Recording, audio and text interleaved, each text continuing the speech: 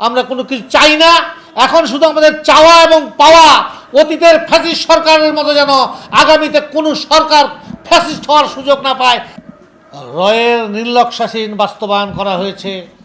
ইসলামের উত্থান এবং ইসলামের গতিকে যেন রোধ করে দেওয়া হয় এবং তার লোকাল এজেন্ট হিসাবে এখানে বেনজির সহ যারা যারা ছিলেন চাকরিজীবী তাদের মাধ্যমে কাজটা সম্পন্ন করা হয়েছে। আমরা সেদিন পারি নাই, আমাদের অনেক সীমাবদ্ধতা ছিল, সবাই মিলে চেষ্টা করেছিলাম, তারপরে হয় নাই। এখন সুযোগ এসেছে, এই সরকার এদেশের জাতীয়তাবাদী দল, এদেশের জাতীয়তাবাদী মন মানসিকতার সরকার, এ সরকারের সাথে আমাদের কোনো বিরোধ নেই। বিরোধ শুধু ওইটুকু, আপনি এটার তদন্ত করেন, তদন্ত করে যারা দোষী দোষীদেরকে দণ্ডপ্রাপ্ত করার ব্যবস্থা করেন।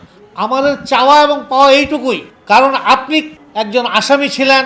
কপাল গুনে আল্লাহ তাআলা কাকে কোথায় নিয়ে আসে, কার রাজ্যকে শাসন করে, কার মৃত্যু থেকে ঢলে পড়ে, একমাত্র উপরে বিধাতা আল্লাহ তাআলাই বলতে পারবেন।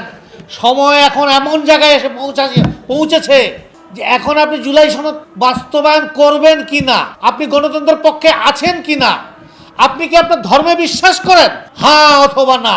আপনি যেই ধর্মের হোক, আপনি যদি বলেন যে আমি মুসলমান ধর্মের, আপনার ধর্মে আপনি বিশ্বাস করেন, করি, জুলাই সনদ বাস্তবায়ন করেন। আপনি কি হিন্দু ধর্মে বিশ্বাস করেন, আপনার ধর্ম কি, আমার ধর্ম হিন্দু, আপনি বিশ্বাস করি, জুলাই সনদ বাস্তবায়ন করেন। আপনি গণতন্ত্র বিশ্বাস করেন, করি, জুলাই সনদ বাস্তবায়ন করেন। এর বাহিরে আমাদের কোনো কথা নেই, আমরা কোনো কিছু চাই না।